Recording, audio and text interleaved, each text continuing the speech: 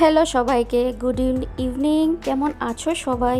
মুগ্ধতা and me চ্যানেলের নতুন আরও একটি ব্লগে তোমাদের প্রত্যেককে স্বাগত জানাই। আশা করি সবাই খুব ভালো আছো, আমরাও খুব ভালো আছি। সেই রকমভাবে ভালো আছি বলবো না। কি হয়েছে বলো তো, আজকে না আমার ব্লগ করার সেইভাবে মানসিকতা ছিল না। সকাল থেকে আমি কোনো ব্লগই করিনি। তো বিকেলে আমার হাজব্যান্ড বলছিল, আরে তুমি তো আজকে ব্লগ করলে না, কি হলো? তাহলে তো একদিন গ্যাপ হয়ে যাবে। আর কদিন ধরে আমি একদিন গ্যাপে আমি ভিডিও দিচ্ছি, যেটা একদমই করা ঠিক না। কি হয়, ভিডিও একটা ভালোভাবে তোমাদের কাছে যখন আমি দেব, তো ঠিকঠাক করে সুন্দর করে তো তোমাদের সামনে প্রেজেন্ট করতে হবে, তাই না? তার জন্য একটা ভালো মন শান্তিপূর্ণভাবেই তো ভিডিওটা করা উচিত, তাই না বলো? না, মনটাও ভালো থাকা উচিত। তো সে কথায় আসি যে মনটা কেন ভালো না। তো কি হয়েছে, দুদিন ধরেই আমার হাজব্যান্ড একটু শরীরটা খারাপ, একটু জ্বর টর হয়েছে আর কি। তো তার জন্য সেরকমভাবে আমার সেইভাবে ভিডিও করা সেই রকমভাবে কোনো ইচ্ছেই ছিল না আর কি। কি হয়, একজন মানুষ যদি ঘরে অসুস্থ থাকে তখন আর কোনো কিছুই ভালো লাগে না। যতটুকু না করলে না হয় ততটুকুই আমি করার চেষ্টা করি। এটা আমার মনে হয় সবার কাজেই, সবার ক্ষেত্রেই হয় আর কি। তো হাজব্যান্ড অসুস্থ, তিন দিন ধরে ওর জ্বর, শরীরটা ওর ভালো যাচ্ছে না, তার জন্য আমি আর ভিডিও করলাম না আর কি। তো ও বলছিল, না ঠিক আছে, এখন তো আমি ঠিক আছে, আমার শরীরটা একটু ঠিক আছে, তুমি ভিডিও করো, তাতে না হলে তোমার চ্যানেলটারই ক্ষতি হবে এক দুদিন যদি গ্যাপ পড়ে যায়। তো ওর কথাতেই আমি ভিডিওটা শুরু করলাম আর কি, আজ বিকেল থেকেই। জানি না তোমাদের কেমন লাগবে। তো যাই হোক, এই দেখো আমার তো ঠাকুরের বাসনটাও মাজা হয়ে গেল তোমাদের সাথে গল্প করতে করতে।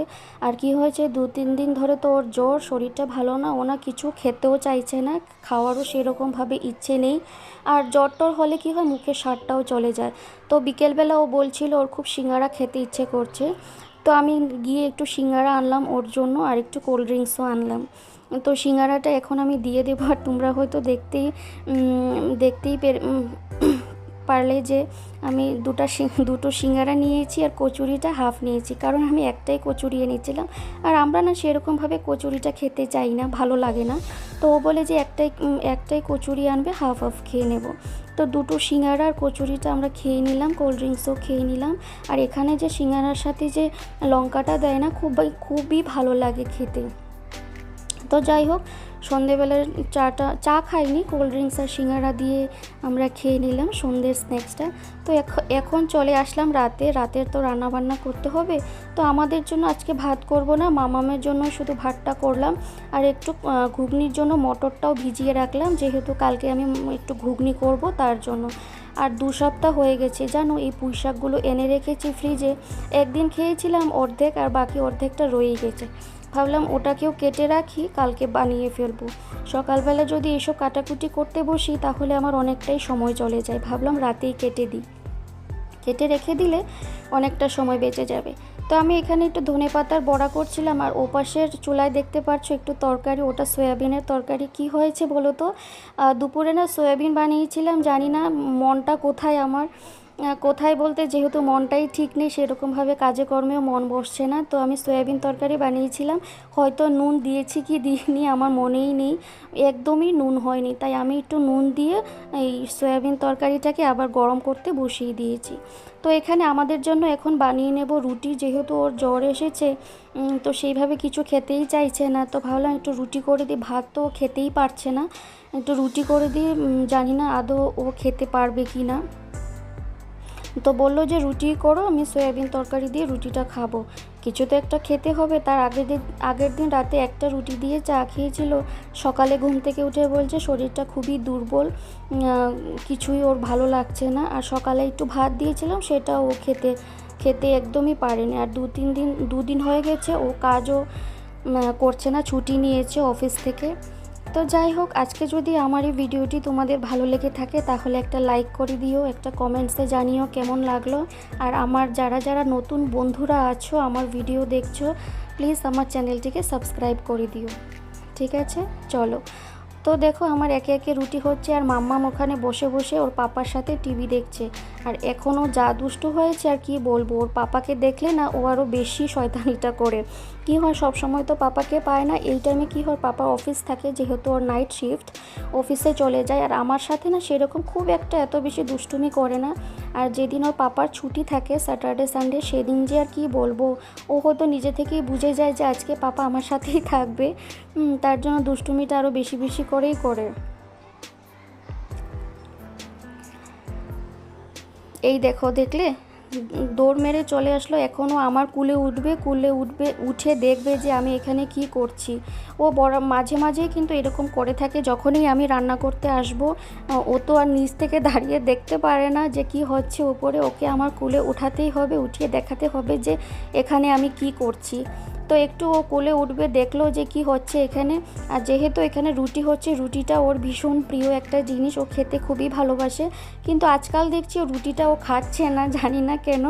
আগে যখনই আমি সকালে মাঝে মধ্যে ওকে আমি ব্রেকফাস্টে রুটি দিতাম, একটু বাটার লাগিয়ে দিতাম আর কি, ও খেয়ে নিত। তো আজকাল দেখছি ও রুটি খায়ই না, মুখে দিলে ফেলে দেয়। তো আমার এখানে রুটি বানানো হয়ে গেছে, রাতে রান্নাবান্নাও হয়ে গেছে। আর রান্না করতে অনেকটাই লেট হয়ে গেছে, যেহেতু আজকে রুটি করেছি তো তার জন্য। তো ভাবলাম এখন মাম্মামকে খাইয়ে দিই, তার জন্য শুধু আজকে ওর জন্যই ভাতটা করলাম। তো ওর জন্য আমি এখন ভাতটা মেখে নেব। আর যেহেতু মাম্মামের কি হয়েছে বলো তো, 2-3 দিন হয়ে গেছে ও বিছানা থেকে পড়ে গেছে, তো পড়ে গিয়ে কি হলো, ঠোঁটটা কেটে গেছে। তার জন্য না এখনও সেরকমভাবে ঝাল টাল দিয়ে কোনো কিছু খেতে পারছে না। তো আজকে আমি ডাল দিয়েছিলাম, তো ডালটা ফোড়নে দিইনি, তো শুধু ডালটা সেদ্ধ করেই দিয়েছি। তো ডাল দিয়ে ভাত মেখে একটু ভাজা দিয়ে ওকে এখন খাইয়ে দিলাম, তারপর ভাবলাম যে আমরাও খেয়ে নিই। তো রুটি একে একে বেড়ে নেব। তো রুটিটার তরকারি বাড়ছে, আর ভাবছি যে ও আদৌ কতটুকু খেতে পারবে। তো সত্যি কথা, ও সেভাবে খায়নি, সব তরকারিগুলো ফেলে দিয়েছে। তা কি বলবো, যখন হয়তো সুস্থ হলে খেতে পারবে। আর মুখে রুচিটা একদমই চলে গেছে, একদমই খেতে পারছে না। তো খেতে তো হবেই, একদমই না খেলে কি করে হবে, তাই না? আর ও যখন অসুস্থ থাকে না তখন একদমই আমার ভালো লাগে না, তখন মনে হয় কি নিজেকে খুব একটা একা একা লাগে। আমরা তো দুজনেই থাকি, দুজন মানুষ, তাতে করে একজন যদি অসুস্থ হয়ে যায় তখন আর কোনো কিছুই ভালো লাগে না। তো দেখো খাওয়া দাওয়া শেষ, এখন মামামকে ঘুম পাড়িয়ে দেবো। আর মামামের এই নাইট ড্রেসটা না ওর পাপা অনলাইন থেকে অর্ডার করেছিল 3টে ড্রেস, তো একটাই আমি ওকে পরিয়ে দিচ্ছি এখন, যেহেতু ঘুম পাড়িয়ে দেবো। আর ও না 2 দিন ধরে ড্রেসটা পরছে, আর ও মনে মনে খুব খুশি হয় যখন আমি ড্রেসটা ওকে পরাই। তোমরা হয়তো দেখে বুঝতে পারছো কি নাচানাচি করছে, হাত পাও দুলাচ্ছে, খুব ওর হয়তো খুব আরাম পায় ড্রেসটা পরে, ওর খুব খুশি হয়। দেখো কি খুশি, ও হাসছে, দেখতে পেলে তোমরা একদম কি হাসাহাসি করছে। এখন দেখবে ও যে কী শয়তানি করবে, কি নাচানাচি করবে, আর কি ভঙ্গিমা দেখো না ওর।